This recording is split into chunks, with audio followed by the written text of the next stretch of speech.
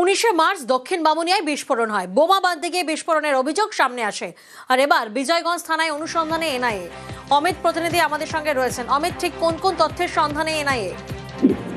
তো 19শে মার্চ রাতে বিজয়গঞ্জ থানা এলাকার দক্ষিণ দাসুনিয়া এলাকাতে একটি বাড়িতে যে বিস্ফোরণের ঘটনা ঘটে এবং সেখানে যেটা অভিযোগ করছিল বোমা বাঁধতে গিয়ে বিস্ফোরণ ঘটেছে, সেই ঘটনা অনুসন্ধান চালাতে বা এনকোয়ারি করতে এনআইএ টিম আজকে বিজয়গঞ্জ থানা এলাকায় পৌঁছে এবং তারা প্রথমেই পৌঁছে যায় হচ্ছে দক্ষিণ বামুনিয়া এলাকার যে বিস্ফোরণ ঘটনাস্থল।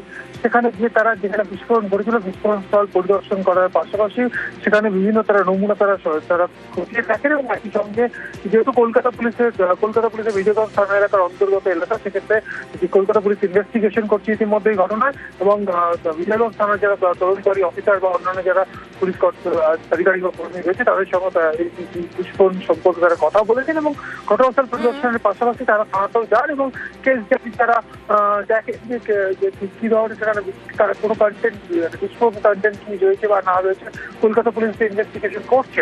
কলকাতা পুলিশ ইনভেস্টিগেশনে কি পেল সেই বিষয়গুলো নিয়ে তারা তদন্তকারী অফিসার এবং থানার অফিসার আলোচনা করছে। 19শে মার্চ ভাঙনের দক্ষিণ বামুনিয়ায় বিস্ফোরণ ঘটে।